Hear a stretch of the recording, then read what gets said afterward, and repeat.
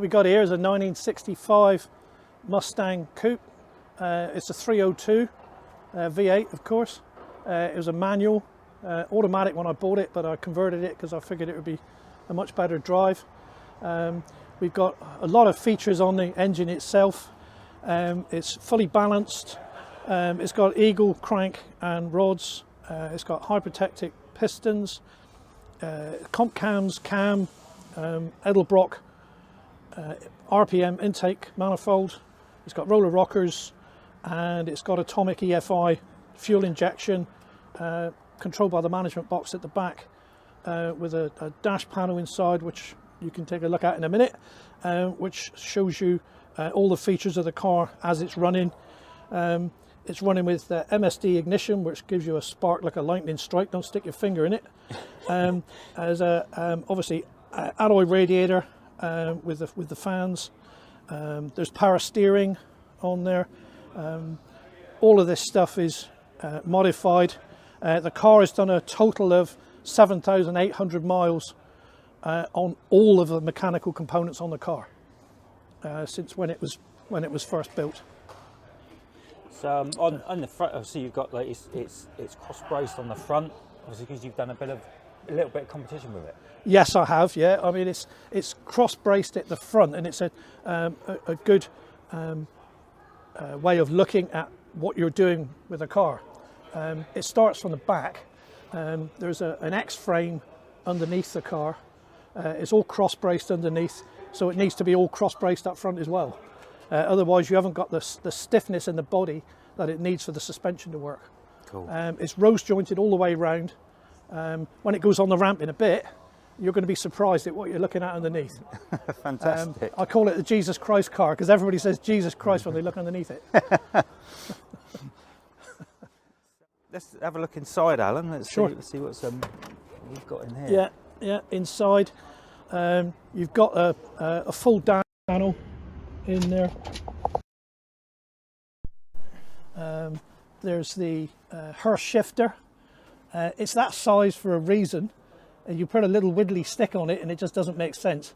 You're driving a car like this, you need a big gear stick. Well, moving to the back of the car, as you can see, you've got a cut-off switch on the back there. The cut-off switch is connected to the battery and to the fuel pump, so they both cut off at the same time. This actually does what you'd expect it to. Fuel cap in there. Cool. That's neat. Proper Le Mans cap. Let's just have a quick boot.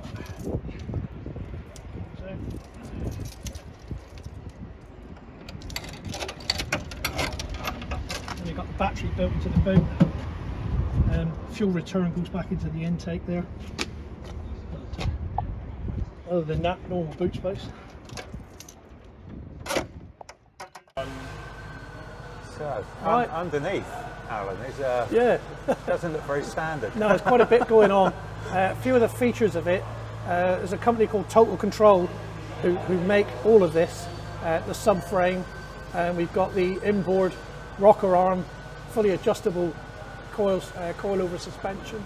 It's adjustable for bump and rebound. We've got a Watts linkage, and then there's this traction bar which keeps the axle in its proper location all the time. We've got link bars over here as well, but it's a 9-inch limb slip, and if you want it to, it'll spin like a top. You know, you can steer it from the rear without any particular difficulty.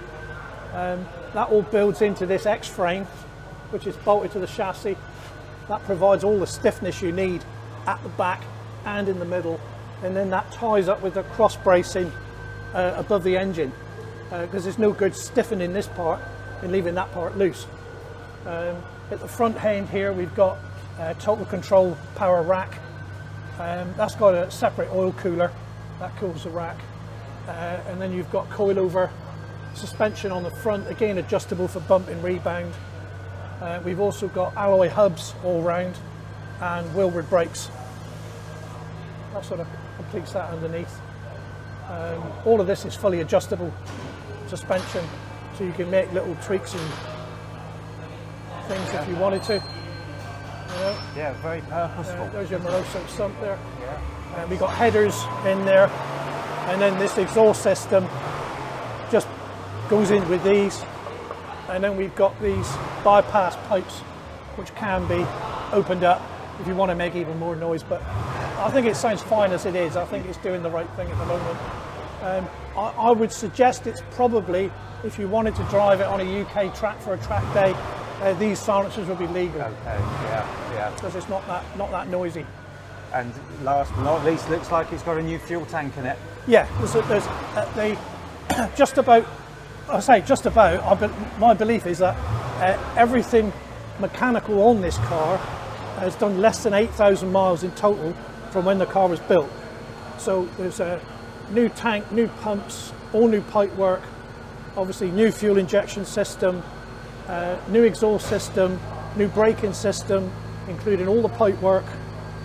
Everything has been replaced over the period of time.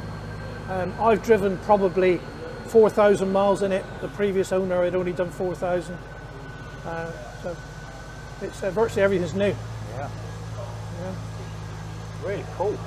It's GT spec wheels.